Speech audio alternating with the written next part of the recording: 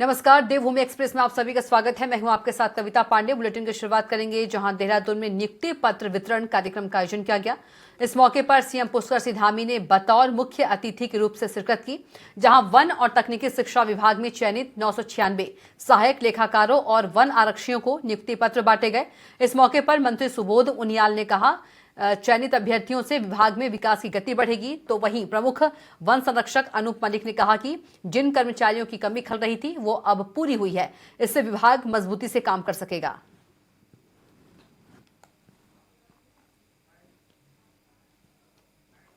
और जो सहायक लेखाकार करीब 59 वन विभाग में और करीब 49 के आसपास तकनीक शिक्षा विभाग में उनका ड्यूटी देने का काम किया गया। निश्चित रूप से इससे कार्य क्षमता बढ़ेगी विभागों की, और कार्य क्षमता बढ़ेगी तो निश्चित रूप से विकास की गति में और इसका इजाफा होगा। और वनों को चाहे ह्यूमन वाइल्ड लाइफ कॉन्फ्लिक्ट हो, चाहे वनाग्नि की घटनाएं हो, चाहे इलीगल फेलिंग हो, इन पर प्रभावी अंकुश लगाने में सफल होंगे।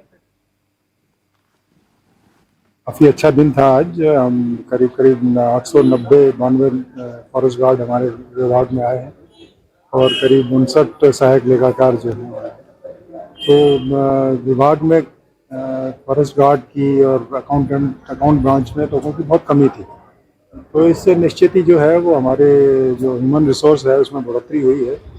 और निश्चित ही ह्यूमन रिसोर्स अगर अच्छा है तो आपके विभाग में भी जो है वो उन्नति होगी। तो बहुत ही अच्छा दिन है विभाग के लिए। इतने सारे लोग एक साथ जो है वो सबको हमने इंडिविजुअली कनेक्ट करके और इंडिविजुअल सबसे बात करके इनवाइट किया और अच्छा कार्यक्रम। वहीं राजधानी देहरादून में गलजवाड़ी गांव की तमाम महिलाओं ने सचिवालय का कूच किया। प्रदर्शन का नेतृत्व लीला शर्मा और ग्राम प्रधान गलजवाड़ी ने किया। उन्होंने कहा कि बीते 60 और 70 वर्षों से ग्रामीण गांव में बसे हैं, लेकिन जमीन आबादी भूमि घोषित को लेकर पिछले कई सालों से संघर्षरत हैं। अब भी गांव में लगभग 300 से ज्यादा परिवार भूमि के मालिकाना हक की लड़ाई लड़ रहे हैं, जिसे लेकर सीएम और जिलाधिकारी के समक्ष तमाम समस्याओं को रख चुके हैं, लेकिन अब तक कोई ठोस निर्णय नहीं निकल पाया है। उस मांग को लेकर हम लोग आए दिन वो कर रहे हैं। डीएम शासन द्वारा सूची बना के शासन को भी सौंप दिया है कि ये आबादी है, इनके जो नंबर है ये है और इनकी आबादी डिक्लेयर किया जाए। हाई कोर्ट ने भी 2019 में पीएल हो गया था हाई कोर्ट से भी कि 4 महीने के अंदर इस गांव को निस्तारण करो। आए दिन हम लोग आ रहे हैं, अभी तक इन लोगों ने डिक्लेयर नहीं किया है। हमें मात्र सचिवालय शासन से बाकी जगह से हमारा हो रखा है काम। वहीं हल्द्वानी में बन भूलपुरा दंगे की जांच कुमाऊं कमिश्नर दीपक रावत करेंगे। घटना के दौरान मौजूद पुलिस, नगर निगम और प्रशासनिक अधिकारियों से भी पूछताछ की जाएगी और ये जांच पूरी निष्पक्षता के साथ होगी। दीपक रावत ने बताया कि सभी अधिकारियों को नोटिस भेजा गया है और इस सप्ताह में उन सभी अधिकारियों से अलग अलग दिन पूछताछ होगी और उनसे लिखित जवाब भी मांगा जाएगा। उन्होंने क्षेत्र की जनता के लिए भी घटना से जुड़े साक्ष्य पेश करने की बात कही है, जिसके लिए उन्होंने मेल आईडी और फोन नंबर जारी किया है और उनके पास जो भी साक्ष्य दस्तावेज है उसकी गहनता से जांच करेंगे और जांच में थोड़ा समय और लग सकता है। पब्लिक के लिए तो पहले से ही अवसर दिया हुआ है, तो पब्लिक में से तो खैर अभी तक कोई नहीं मेरे सामने आए हैं। 2 लोग आए हैं, लेकिन वो सीधे तौर पे घटना के संबंध में उनके साक्ष्य न होकर कुछ प्राइवेट झगड़ों के मामले थे और बाकी जो अपने साक्ष्य देना चाहते हैं उनके लिए मैं अवेलेबल हूं और जो इंक्वायरी के बाकी स्टेजेस हैं उनको पूरा किया जाएगा। सभी को सुनने के उपरांत कार्रवाई की जाएगी। वहीं देहरादून के घंटाघर और परेड ग्राउंड के पास बिना जीपीएस के सार्वजनिक यात्री वाहन नहीं चला पाएंगे। दरअसल घंटाघर और परेड ग्राउंड के चारों तरफ 2 किलोमीटर के दायरे में इसका असर होगा। वहीं इन इलाके में चलने वाले यात्री वाहन विरोध पर उतर आए हैं। वहीं वाहन चालकों की माने तो इस नियम को जबरन थोपा जा रहा है, जबकि अन्य सड़कों में बिना जीपीएस के वाहन संचालित हो रहे हैं। वहीं आरटीओ विभाग ने तमाम वाहन चालकों को बुलाया है, जिससे वाहन चालकों के साथ कई महत्वपूर्ण बिंदुओं पर वार्ता होनी है, ताकि ये स्पष्ट हो सके कि घंटाघर और परेड ग्राउंड के आसपास बिना जीपीएस लगे वाहन संचालित नहीं होंगे। ये वाहन चालकों के साथ आम जनमानस की सुरक्षा के लिए साथ भी महत्वपूर्ण कदम है। हाँ, हम लोगों ने इसको लागू करने के लिए फील्ड पे भी हमारे स्टाफ और हमारे अधिकारी कर्मचारी उतरे थे, मैं भी था फील्ड पे, तो लोगों से वार्ता हुई। कुछ लोग सहमत हो गए हैं गाड़ी पे जीपीएस लगाने के लिए, और कुछ लोगों ने विरोध किया है। तो आज एक बैठक भी है, उन लोगों ने टाइम मांगा है कि हम वार्ता करना चाहते हैं, तो हमने इनवाइट भी किया है, ठीक है आप आइए, और हमें आशा है कि उस वार्ता के बाद समस्या का समाधान निकल जाए।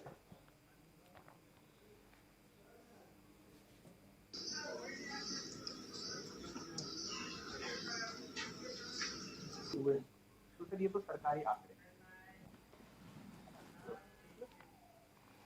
वहीं उत्तराखंड में किसानों की बकाया भुगतान को लेकर भारतीय किसान यूनियन वेलफेयर सर्विस के किसानों ने मंडी समिति में तालाबंदी कर दी है, जहां सैकड़ों की संख्या में ट्रैक्टर से आ रहे किसानों ने मंडी समिति की गेट पर जमकर नारेबाजी की और भुगतान न करने का आरोप लगाते हुए कहा कि मंडी समिति किसानों का भुगतान नियमित रूप से नहीं करती है, जिससे परेशान होकर किसानों को मंडी समिति आना पड़ा है।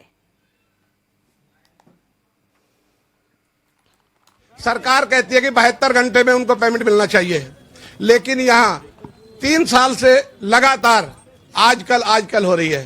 तो आप ये बताइए कि तालाबंदी नहीं करेंगे तो और क्या करेंगे? पैसे मांगते हैं तो हमारे साथ दुर्व्यवहार होता है, हमें धक्का दे करके जो है बाहर निकाल दिया जाता है कि भागो यहाँ से, कोई पैसा नहीं है, तुम पे लिया जाए तो ले लो। तो आज हम पैसा लेने के लिए आए हैं और जब तक हमारा पैसा नहीं मिलेगा तब तक हम लोग यही डटे रहेंगे। और ये केस, इसमें गलती सबसे ज्यादा मैं मानता हूं कि व्यापारी की है ही है, लेकिन किसानों भी गलती है। आप 2017 से कहां सोए हुए थे अब तक? आज आ जाते हैं अचानक से करके कि साहब इसका मेरा भुगतान नहीं हुआ करके। अगर आप 2017 में हमारे पास आ जाते हम तुरंत कार्रवाई करते। वहीं चमोली में नौली धोतीधार मोटर मार्ग को लेकर नौली धोतीधार संघर्ष समिति का 10वें दिन धरना जारी रहा।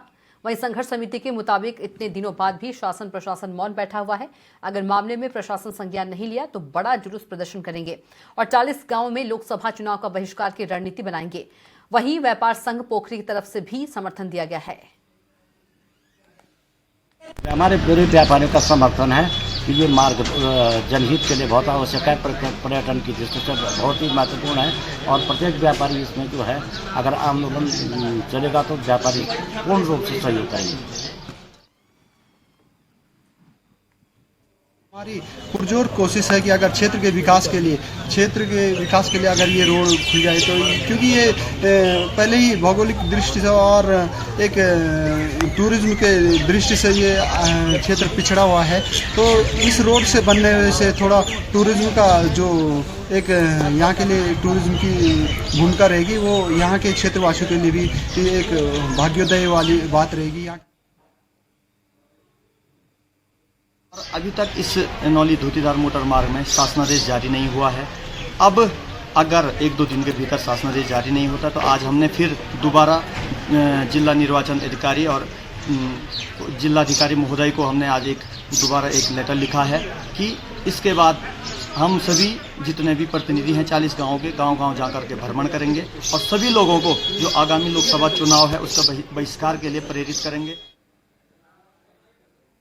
वहीं प्रदेश में बीते पिछले साल करीब 1600 से ज्यादा दुर्घटनाएं हुई हैं, जिनमें 1000 से ज्यादा लोगों ने अपनी जान गंवा दी है।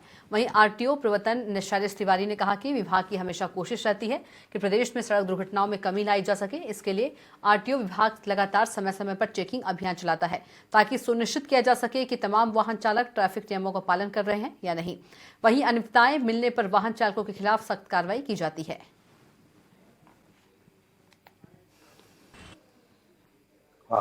दरअसल परिवहन विभाग का तो हमेशा फोकस रहता है कि रोड सेफ्टी, दुर्घटनाएं कम से कम हो, दुर्घटनाओं में नुकसान कम से कम हो। इसके लिए 2 तरीके से हम लोग काम करते हैं। एक तो सबसे पहला होता है कि हम लोग इन्फोर्समेंट करते हैं कि अगर कोई नियम का पालन नहीं करता है, हेलमेट नहीं पहनता है, सीट बेल्ट नहीं पहन रहा है, ओवर स्पीडिंग कर रहा है, शराब पी के वाहन चला रहा है, गाड़ी चलाते समय मोबाइल का प्रयोग कर रहा है, तो ऐसी स्थिति में हम लोग इन्फोर्समेंट करते हैं, गाड़ी का चालान करते हैं, गाड़ी सीज भी करते हैं।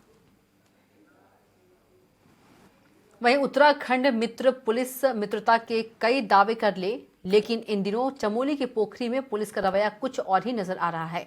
दरअसल प्रधान संगठन पोखरी के ब्लॉक अध्यक्ष धीरेन्द्र राणा ने पुलिस पर आरोप लगाया है और कहा कि पुलिस की अभद्रता आम जन के साथ बड़ा ही गलत है और लोगों को बेवजह परेशान किया जाता है। अगर पुलिस का यही रवैया रहा तो जनप्रतिनिधि बहुत बड़ा आंदोलन करेंगे। हालांकि थानाध्यक्ष पोखरी दिलबर सिंह कंडारी ने इन सभी आरोपों को बेबुनियाद बताया है। हर कोई, चाहे वो वाहन चालक हैं, चाहे आम पब्लिक है, जो भी जा रहे हैं, उनका ये कहना है कि इनके द्वारा बार बार यहाँ परेशान किया जा रहा है। अभी एक मामला यहाँ पे सती हार्डवेयर है, उनका वो अभी बता रहे थे कि उनकी गाड़ी जो अभी कुछ ही दिन पहले सीज हुई थी, उनका आधा घंटे पहले ही उनका रवाना खत्म हुआ था। उनकी गाड़ी में टेक्निकल कोई फॉल्ट आ गया था, लेकिन तब भी उन्होंने हाथ पांव जोड़े, सब कुछ करने के बाद भी एसओ साहब ने उनका सीधे 44 से 45 हज़ार का चालान कर दिया। ऐसे ही कई प्रकरण यहाँ पे सामने हैं। एक प्रकरण अभी आ रहा था कि एक बुजुर्ग माता और दोनों हस्बैंड जा रहे, मियाँ बीवी जा रहे थे रास्ते में, और उनको रोका गया। और वहीं चंपावत के लोहा घाट में उद्योगों को बढ़ावा दिया जा रहा है, जिसके लिए उद्योग विभाग चंपावत की तरफ से 2 दिवसीय स्टार्टअप बूट कैंप का आयोजन किया गया। वहीं डीएम चंपावत नवनीत पांडे ने कैंप का शुभारंभ किया। उन्होंने कहा कि क्षेत्र के उद्यमियों और छात्र छात्राओं से कैंप का लाभ लेने की अपील की गई है। कैंप में आए मास्टर ट्रेनरों ने उद्योगों से संबंधित विभिन्न तरह की जानकारियां दी।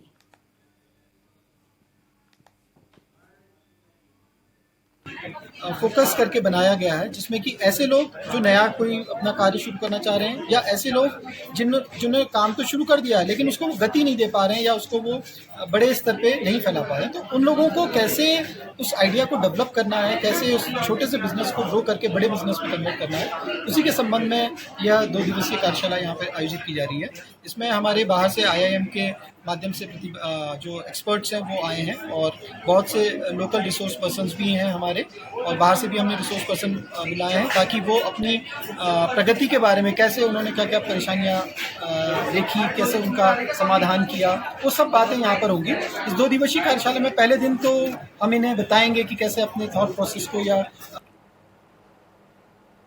और स्टार्टअप लगाने में हमारा उद्योग विभाग से हमने जैसे कि लोन वगैरह की व्यवस्था सब होती है, सब्सिडी वगैरह भी मिलती है, और हम यहाँ से बाहर भी स्टॉल लगाए जाते हैं बाहर के शहरों में, तो वहाँ पर काफ़ी अच्छी मार्केटिंग हमें मिल जाती है, काफ़ी अच्छी मार्केट, काफ़ी अच्छी कस्टमर हमें मिल जाते हैं जो कि हमारी चीज़ों की कदर करते हैं। तो यहाँ की महिलाओं का काफ़ी मतलब स्वरोजगार से जुड़ने के लिए एक सरल माध्यम मुझे यही दिखाई दिया, तो मैंने इसी और अपना कार्य शुरू किया। तो महिलाएं मतलब काफ़ी अच्छे अच्छे डिज़ाइन बनाती हैं, और हाथ के बनाए हुए डिज़ाइन बाहर सबको बहुत पसंद आते हैं।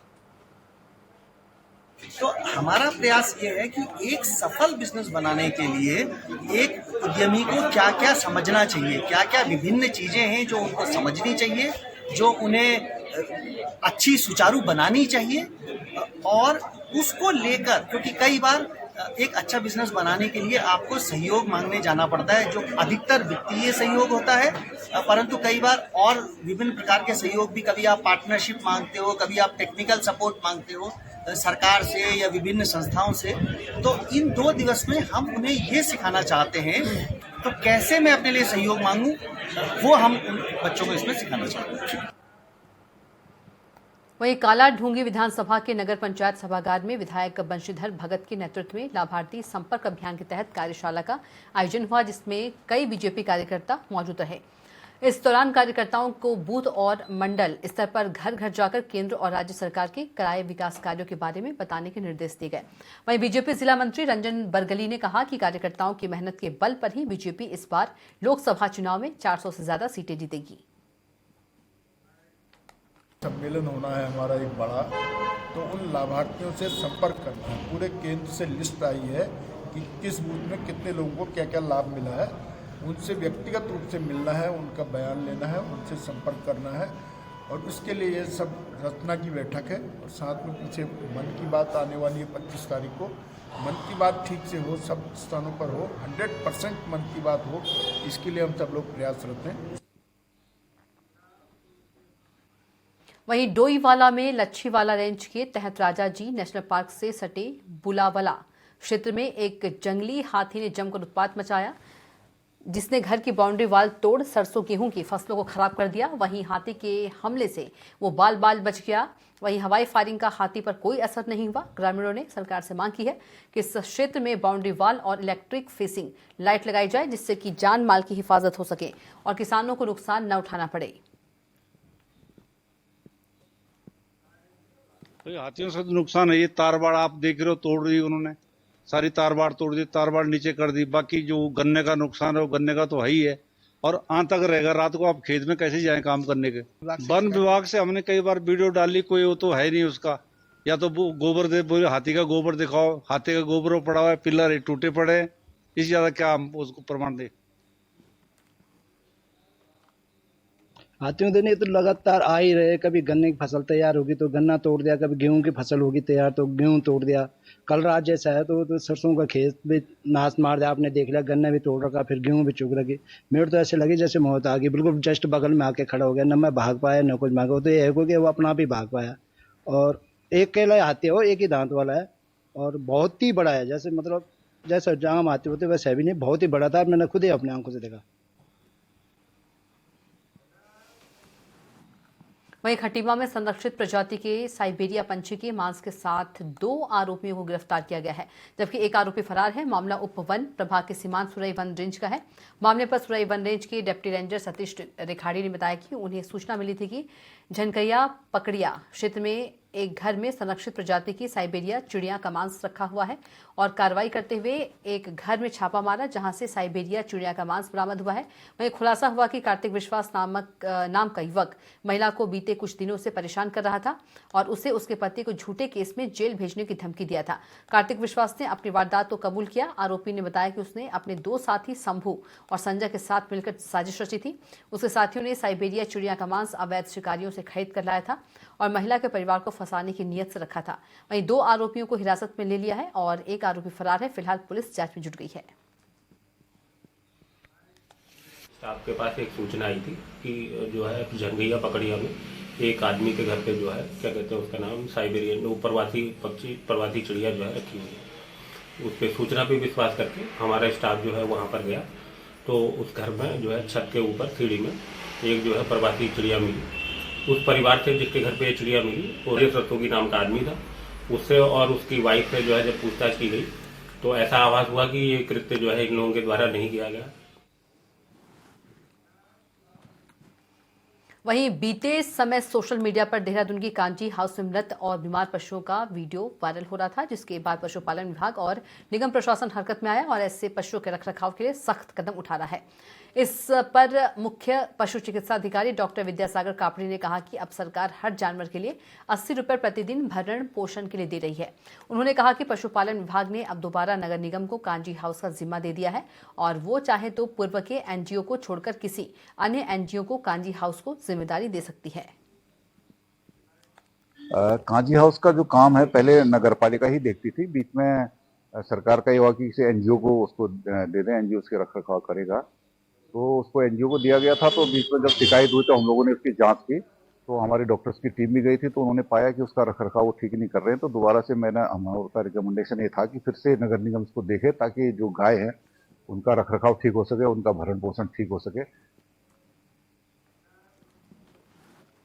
वहीं पिथौरागढ़ के कनार में तहसीलदार के नेतृत्व में ग्रामीणों को मतदान और वोट महत्व बताया गया। साथ ही लोगों को मतदान करने के लिए प्रेरित किया गया। दरअसल इन दिनों जिले के कार्यालयों और स्कूलों में मतदाताओं का शपथ कार्यक्रम किया जा रहा है और लोगों को शपथ भी दिलाई जा रही है। वहीं डीडीहाट, किरौली, लोहारगांव, लेखधार समेत कई स्कूलों में कार्यक्रम हुआ। इस बीच शपथ के साथ साथ मतदाता जागरूकता कार्यक्रम आयोजित हो रहा है।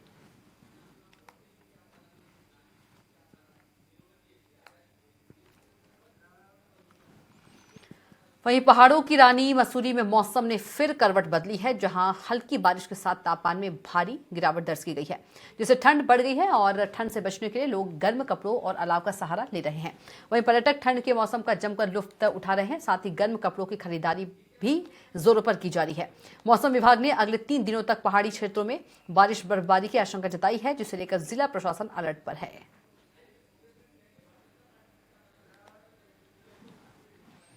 वहीं उत्तराखंड के कई हिस्सों में मौसम ने करवट बदल ली है, जहां पहाड़ों में रुक रुक कर बारिश होने लगी है, तो वहीं मैदानी इलाकों में सुबह से ही बादल छाए हुए हैं। साथ ही कुछ हिस्सों में छिटपुट बारिश का सिलसिला भी शुरू होने लगा है। बता दें कि मौसम विभाग ने आने वाले 2 से 3 दिनों तक पूरे प्रदेश भर में बारिश के साथ साथ ऊंचाई वाले क्षेत्रों में बर्फबारी का अलर्ट जारी किया है। जो रास्ते थोड़ा बंद होंगे तो जो स्नो क्लियरेंस मशीन भी है उसको एक्टिवेट कर दिया जाए, तो ये चीज़ें रहेंगी। और साथ ही ये कहूँगा कि मैं 19 शाम से लेके और 20 की शाम तक ये जो है पीक एक्टिविटी इसी दौरान है। तो इसमें थंडरस्टॉर्म भी रहेंगे और थंडरस्टॉर्म में आपको लाइटनिंग है कहीं कहीं पर, या इसी तरह जो ओलावृष्टि है वो भी देखने को मिलेगी। चाहे वो प्लेन्स की बात करें या हिल्स की बात करें तो वो चीज़ें भी देखने को मिलेगी 19 शाम से लेके और 20 की शाम तक। तो ये पीरियड खासकर हो रहेगा।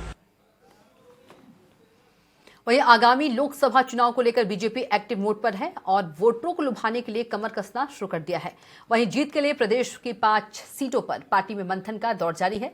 इस पर कांग्रेस ने बीजेपी पर निशाना साधा और कहा कि लोकसभा चुनाव सिर पर है, बीजेपी वोटरों को लुभाने के लिए कई हथकंडे अपनाएगी।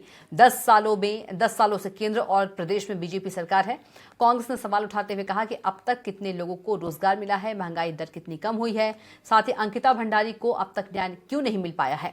बीजेपी सरकार ने युवाओं और जनता को जो सपने दिखाए थे वो अब भी अधूरे हैं। बीजेपी जनता की आंखों में धूल झोंकने का काम कर रही है। देखिए, लोकसभा चुनाव सिर पे हैं तो अब तो वोटरों को लुभाने के लिए भाजपा नित नए हथकंडे अपनाने का काम करेगी। अब युवाओं को भी जोड़ने की बात हो रही है, महिला कल्याण की भी बात हो रही है, लेकिन 7 साल से प्रचंड बहुमत की सरकार राज्य में भाजपा की है। 10 साल से प्रचंड बहुमत की केंद्र में भाजपा की सरकार है। ये बताए ना कि बेरोजगारों को रोजगार देने के लिए क्या कदम उठाए, उल्टा बेरोजगारों पर लाठीचार्ज करने का आपने काम किया। बेटियों की सुरक्षा के लिए आपने क्या कदम उठाए, अंकिता भंडारी के परिजनों से पूछिए। और 21-22 में जिन बेटियों के साथ उत्तराखंड में रेप हुए हैं और 22-23 में जो एनसीआरबी के आंकड़े हैं, उस पर भी सरकार को ध्यान देना चाहिए कि आखिर आप उनको क्यों नहीं रोक पाए। वहीं लोकसभा चुनाव को लेकर कांग्रेस प्रदेश अध्यक्ष समेत तमाम बड़े नेताओं के दिल्ली दौरे की खबर सुर्खियों में है। लिहाजा प्रदेश के 5 सीटों पर प्रत्याशियों के मंथन को लेकर गहनता से विचार विमर्श चल रहा है। वहीं चुनाव में पार्टी में तैयारियों को लेकर कांग्रेस प्रदेश प्रवक्ता शिषपाल सिंह बिष्ट ने कहा कि लोकसभा चुनाव में कांग्रेस को कोई कोर कसर नहीं छोड़ना चाहती है। प्रदेश प्रभारी कुमारी शैलजा ने चुनाव को लेकर मंथन किया था। वहीं दिल्ली में स्क्रीनिंग कमेटी की बैठक भी आयोजित की गई थी। कांग्रेस आगामी चुनाव में बूथ स्तर पर सभी 5 सीटों पर अपना दबदबा कायम करना चाहती है। स्क्रीनिंग कमेटी की बैठक हुई, उसमें हमारे नेता प्रतिपक्ष आदरणीय प्रदेश अध्यक्ष जी और कुमारी शैलजा जी सम्मिलित हुई और वो स्क्रीनिंग कमेटी के चेयरमैन ने बैठक ली थी। तो निश्चित तौर पर कांग्रेस पार्टी लोकसभा चुनाव के लिए तैयार है और बहुत जल्दी जो है कांग्रेस पार्टी के प्रत्याशियों के नाम भी आपके सामने होंगे। इसी के साथ फिलहाल के लिए देवभूमि एक्सप्रेस में इतना ही। आप देखते रहिए स्वराज एक्सप्रेस। नमस्कार।